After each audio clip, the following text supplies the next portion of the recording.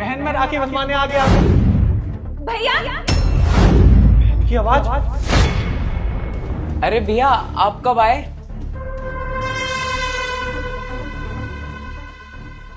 मैं तो अभी आया हूँ, लेकिन वो बहन के चिल्लाने की आवाज आ रही थी।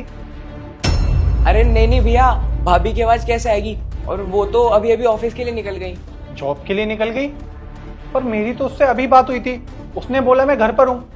1 मिनट, मैं उसे अभी कॉल करता हूँ। अरे भैया वो ना भाभी अपना फोन घर पर ही छोड़ गई है। वो ना ऑफिस में थोड़ा काम था तो इसलिए उनका फोन जल्दबाजी में घर पर रह गया। अब भैया आप तो जानते ही हो, जब से भैया की डेथ हुई है उसके बाद से भाभी हैं जो घर का खर्चा चलाती हैं। हाँ, पर आज तो रक्षाबंधन था ना, तो उसे घर पे रुकना चाहिए था। पता नहीं अब मुझे कब फौज से छुट्टी मिलेगी और कब मैं उससे मिल पाऊंगा।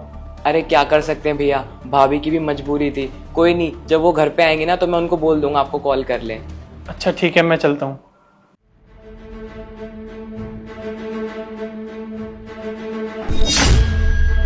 क्यों बहू, जब तुझसे मना किया था कि रक्षाबंधन पर अपने भाई को मत बुलाना, तो क्यों बुलाया तूने?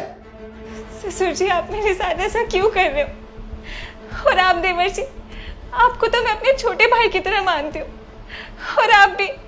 चुप कर। एक तो तू मेरे बड़े बेटे को खा गई, ऊपर से तेरा खर्चा भी हम उठाए। तुझसे हमने 1000 बार बोला है कि अपने भाई को बोल कि हमें पैसे भिजवा दिया करे, पर तू है कि मानती नहीं है। आप दोनों ये कैसी बातें कर रहे हो? उनकी कार एक्सीडेंट में मौत हुई थी, हादसा था वो एक। तो आप दोनों उस सब के लिए मुझे दोषी कैसे ठहरा सकते हो? और मैं कमा तो रही हूँ, घर चला तो रही हूँ अच्छे से। इतना सब करने के बाद भी आप दोनों मुझे बोल रहे हो कि मैं अपने भाई से पैसे मांगू, उसे परेशान करूं। और देवर जी, मैं आपकी पढ़ाई का पूरा खर्चा उठा रही हूँ घर चलाने के साथ ही, ताकि आप अपनी जिंदगी में कुछ कर पाओ, कुछ बन पाओ। लेकिन आप दोनों मेरे साथ ये सब कर रहे हो। अरे तू इसकी चिकनी चुपड़ी बातों मत आ। ये अभी ना जो प्यार से बोल रही है, सिर्फ इसलिए बोल रही है कि इसे हम मारे पीटे नहीं, और ये हमारे घर में बैठ के हराम की रोटी खाती रहे। सही कह रहे हो पापा आप। अगर इस हमारी जरा सी भी फिक्र होती ना तो अपने भाई से पैसे लेती ताकि हम अपना घर चला पाए। सुन, अब ना तू मेरे सामने फालतू जबान मत चला। मैं तुझसे कह दिया ना कि तुझे अपने भाई से पैसे मांगने हैं, मतलब मांगने हैं। ये कैसी बातें करे जा रहे हो आप दोनों? अरे मेरे भाई का फर्ज थोड़ी है कि वो मेरा घर खर्च चलाए, मेरी गृहस्थी देखे। उसकी खुद की भी इतनी सारी जिम्मेदारी है। अब एक छोटी बहन और बाकी है जिसकी शादी करानी है, तो मैं उससे कैसे इतने सारे पैसे मांग लूं? और ऊपर से आप दोनों के कहने पे मैंने पिछले ही हफ्ते उससे 1 लाख रुपए मांगे थे। उसने बिना कुछ सोचे समझे आप लोगों को दे दिए, मुझसे कुछ पूछा भी नहीं कि बहन किस लिए जरूरत है। उसके बावजूद भी आप दोनों बस पैसों की मांग करे जा रहे हो। एक बार ना बस मेरे भाई से मेरी बात होने दो, उसके बाद मैं उसको सारा सच बता दूंगी। अच्छा, अरे अपने भाई को तू तब बताएगी ना जब तुझे हम फोन करने देंगे। जब तेरे पास फोन ही नहीं होगा तो अपने भाई को तू कैसे बताएगी, ये बता। इस टाइम कौन आ गया? देख बेटा।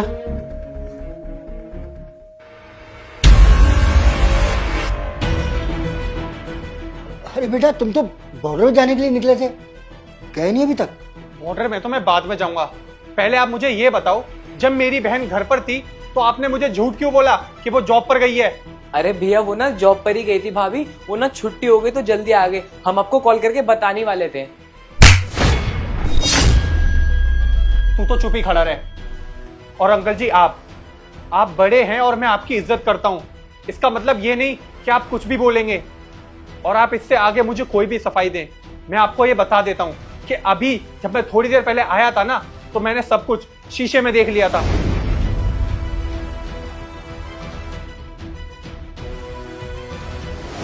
बेटा, जैसा तुम समझ रहे हो ना वैसा बिल्कुल भी नहीं।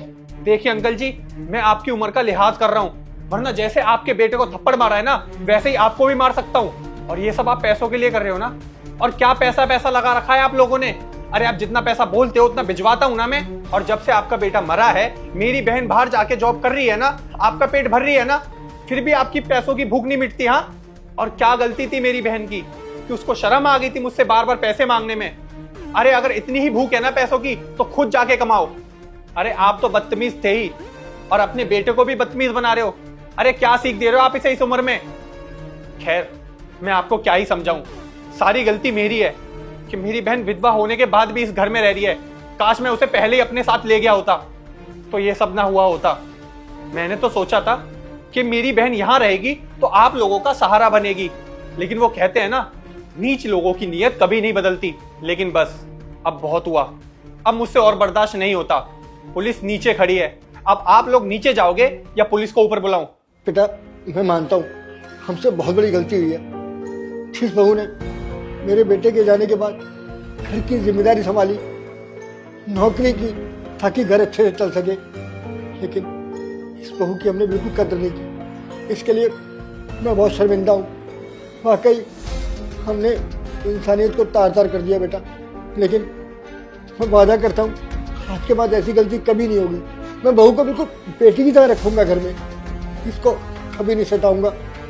बेटा गलती हुई है तो मान रहा हूँ ना, तो फिर माफ कर दे बस एक बार, आगे से ऐसा कभी नहीं होगा। नहीं, मैं आपको माफ नहीं कर सकता, क्योंकि अगर आज मैंने आपको माफ कर दिया ना तो आप यही सब हरकत मेरी बहन के साथ दोबारा करोगे और वो बेचारी डर के मारे मुझे कुछ भी नहीं बताएगी।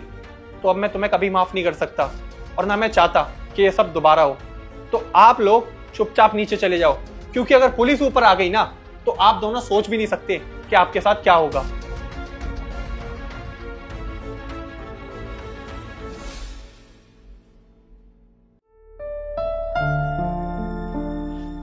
बहन मुझे माफ कर दे, मेरी गलती की वजह से आज तेरी ये हालत हुई। काश अगर मैं तुझे अपने साथ घर ले गया होता तो तेरी ये हालत नहीं हुई होती।